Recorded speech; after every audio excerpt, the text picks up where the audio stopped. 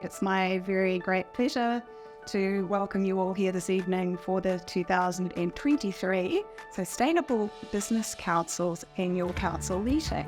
Our geographic footprint gives us a really unique perspective on climate change issues, and as you can imagine, as an insurance company, climate change, managing climate change impacts is part of our DNA, which has been brought into stark relief this year. Our ambition, so to ensure all farmers in Aotearoa have equitable access to affordable, effective solutions to reduce biogenic methane and nitrous oxide emissions, with the goal of supporting a 30% reduction in emissions by 2030 and enabling development and adoption of solutions to drive towards near zero by 2040. So I'm delighted to be able to update you today with a DeFi on exciting new research that we've commissioned Deloitte to deliver to help us support members to be at the forefront of social sustainability. And firstly, thank you to all of those who contributed to the research. We had a number of the members contributing and being very open and honest about their journeys, their successes, as well as their challenges. There is still significant systemic inequity from a social sustainability perspective. So we have a number of populations who are systematically disadvantaged and do less well on the wellbeing front.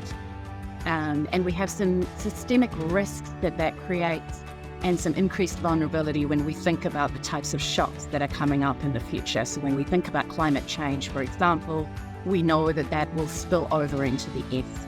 And so our investments in S will also secure our ability to deliver on our E commitments as well. That's probably the real opportunity for business to be part of creating long-term prosperity, long-term equity, and long-term social cohesion. Since the last ACM, the world really has shifted on its axis, hasn't it? An 87-year-old coming up to you and saying, we really need to do something about this climate change, don't we?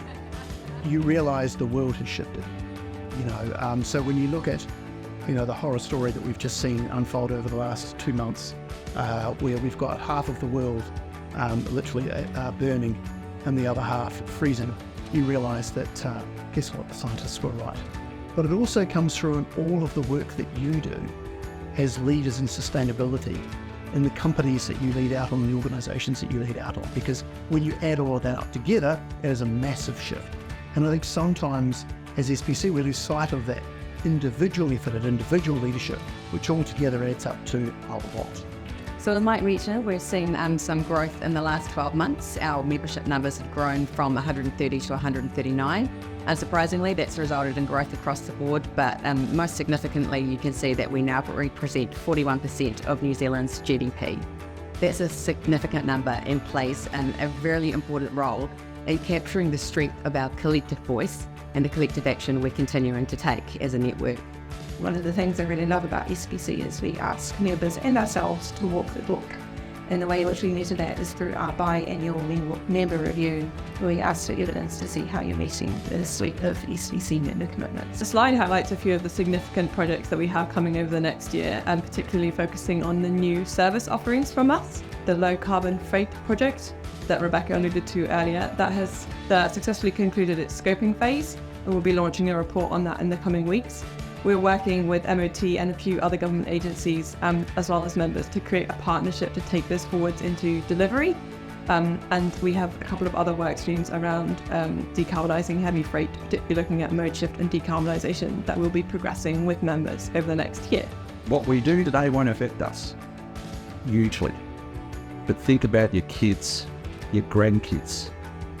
How are we going to leave this planet? At the moment, the planet we're consuming more than it can produce. Fact. Mike touched on it before. Climate warming coming at us fast. Fires, rain, storms, natural disasters. That's what sustainability is at the moment. We have to do something.